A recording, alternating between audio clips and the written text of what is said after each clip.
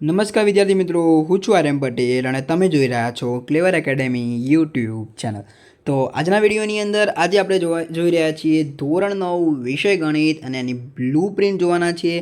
પ્રથમ પરીક્ષાનો અભ્યાસક્રમ શું રહેશે, એટલે કે પ્રથમ પરીક્ષાની અંદર કયા કયા ચેપ્ટર પૂછાશે, કયા ચેપ્ટરની અંદર કેટલા ગુણનું પૂછાશે, તમામ માહિતી આપણે ચર્ચા કરીશું ફર્સ્ટ એક્ઝામ 2026 માટે.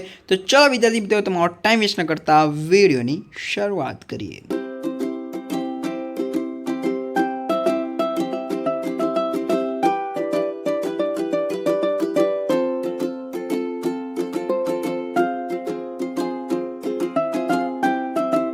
તો વિદ્યાર્થી મિત્રો, વિડીયોની શરૂઆત કરવાના પહેલાં હું તમને કહી દઉં કે સાયન્સની બ્લુ પ્રિન્ટનો વિડીયો આપણી ચેનલ ઉપર ઉપલબ્ધ છે. જોયો નથી તો જોઈ લો જલ્દી ફટાફટ. નીચે ડિસ્ક્રિપ્શનમાં લિંક આપેલી છે. બધા જ આપણે બ્લુ પ્રિન્ટના વિડીયો આવી જશે. ઓકે, વિડીયોને ત્યાં સુધી લાઇક કરી દેજો. તો પહેલાં આપણે જોઈ લઈએ કે આપણે કેટલા પ્રકરણ પૂછાવાના છે.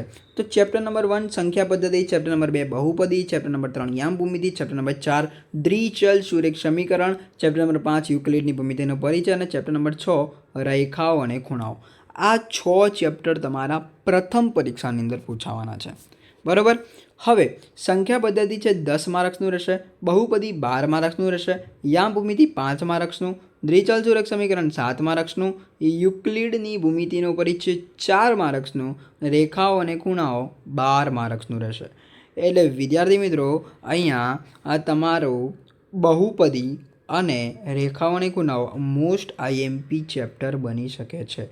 બરાબર છે, કેમ કે 12 માર્ક્સના. બીજા નંબરે પહેલું સંખ્યા પદ્ધતિ, એ એક મોસ્ટ આઈએમપી. એટલે આ 3 ચેપ્ટર તમારે છોડવાના નથી, કારણ કે આ 3 ચેપ્ટર કરશો એટલે સીધા તમારા 34 માર્ક્સ કવર થશે. કેટલા? 34 માર્ક્સ. એટલે 12 × 2 = 24, 24 ને 10 34 માર્ક્સ. ઓકે, આ યાદ રાખજો. આ 3 પ્રકરણ તમારે છોડવાના નથી, પહેલું, બીજું અને છઠ્ઠું. ઓકે, સ્ક્રીનશોટ લઈ લેજો. હવે આપણે વાત કરી દઈએ સેક્શન એ. સેક્શન એમાં શું પૂછાશે એ બધી વાત કરી દઈએ. ઓકે, સેક્શન એ તમારો 15 માર્ક્સનો રહેશે. એની અંદર હેતુલક્ષી પ્રશ્નો આવશે.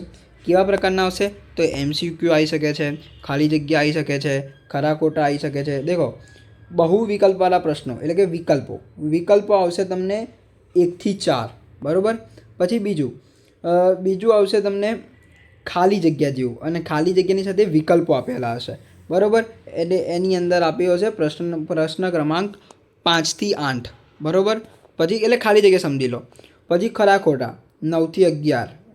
પછી એક શબ્દમાં તમારે જવાબ આપવાનો છે 12 થી 13, અને યોગ્ય જોડકા જોયો 14 થી 15. આવી રીતે પ્રશ્ન આવશે. 15 પ્રશ્નો કયા આવશે તમને ખબર પડી ગઈ.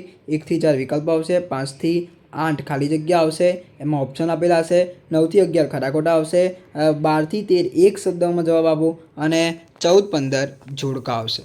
જોઈ લો, સ્ક્રીનશોટ લઈ લેજો. વિભાગ એની અંદર શું પૂછાશે વાત કરી દઈએ. વિભાગ નંબર બી.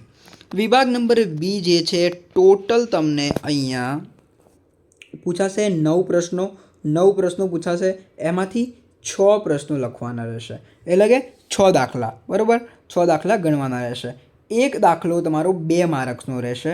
બરાબર, એટલે કે 6 × 2 = 12, એટલે 12 માર્ક્સ. બરાબર, 9 દાખલા આવશે, અને 9 દાખલામાંથી 6 દાખલા ગણવાના રહેશે, 16 થી 24. બરાબર, આ સેક્શન નંબર બી થઈ ગયો. સેક્શન નંબર સી તમારો રહેશે 15 માર્ક્સનો. કેવી રીતે? તો ટોટલ, એટલે કે સેક્શન નંબર સીની અંદર 8માંથી 5 દાખલા તમારે ગણવાના રહેશે. એટલે એક દાખલો 3 માર્ક્સનો, એટલે 5 તરી 15 માર્ક્સનો. એટલે કે તમારો સેક્શન સી 15 માર્ક્સનો રહેશે. બરાબર, જોઈ લેજો. Okay, section C 15 માર્ક્સનો. વાત કરીશું સેક્શન નંબર ડી. એક દાખલો 4 માર્ક્સનો રહેશે. ટોટલ તમને 3 પ્રશ્નો આપેલા હશે. 3 પ્રશ્નોમાંથી 2 પ્રશ્નો, એટલે કે 2 દાખલા ગણવાના રહેશે. એક દાખલો 4 માર્ક્સનો રહેશે, તો અને 2 દાખલા તમારા 8 માર્ક્સના. તો હું તમને આપણી એપ્રોક્સ ગણતરી પ્રમાણે કહું તો રેખાઓ અને ખૂણાઓ એમાંથી 4 માર્ક્સનો દાખલો હોઈ શકે છે. દ્વિચલ સુરેખ સમીકરણમાંથી 4 માર્ક્સનો દાખલો હોઈ શકે છે. બહુપદીમાંથી 4 માર્ક્સનો દાખલો હોઈ શકે છે. મેં તમને મારા પ્રમાણે 4 માર્ક્સના દાખલા ટોટલ 3 પૂછાશે. એટલે આ આ દાખલા 3 હોઈ શકે છે. આઈ હોપ કે તમને ખબર પડી ગઈ હશે સેક્શન ડીની અંદર શું પૂછાશે, સેક્શન સીની અંદર શું પૂછાશે, સેક્શન બીની અંદર શું પૂછાશે, સેક્શન એની અંદર શું પૂછાશે. હવે તમને કહી દઉં કે આ તમારી જોડે બ્લુ પ્રિન્ટ આવી ગઈ. હવે નેક્સ્ટ આપણું આવશે આઈએમપી, બરાબર. પછી આવશે સેક્શન એની હેતુલક્ષીની સિરીઝ, બરાબર. એક તમારો ડાઉટ ક્લિયર કરીશું. પછી જો તમારો આ વિડીયો ઉપર 50+ કમેન્ટ કરજો કે તમને આઈએમપી કેવી રીતે જોઈએ છે. એટલે કે એક તો ક્વેશ્ચન વાઇઝ હું તમને પ્રશ્નો આપ્યું તમે તૈયાર કરી દો, અને એક બીજું સેક્શન વાઇઝ એકદમ ડીપમાં સમજાઈશ. એટલે કે જેમ કે સેક્શન એના તો આપણે આલવાના જ છીએ, પણ સેક્શન બી, સેક્શન સી અને સેક્શન ડી, એટલે સેક્શન બીની અંદર 2 માર્ક્સના દાખલા કેવા આવશે એ તો આપણે કહીશું, પણ એની સાથે દાખલો સમજાવીશું બી ખરા, કેવી રીતે હશે એ બધું જ. પણ એના માટે વિદ્યાર્થી મિત્રો તમારે નીચે કમેન્ટ કરવાની છે 50+. ઓકે, તો જોઈ લેજો વિદ્યાર્થી મિત્રો. વિડીયો સારો લાગે તો વિડીયોને લાઇક કરજો, ચેનલની અંદર નવા ચેનલ સબસ્ક્રાઈબ કરજો, બેલ આઇકન જેવું પ્રેસ કરજો. મળીએ નેક્સ્ટ વિડીયોમાં. ત્યાં સુધી good bye, take care, all the best.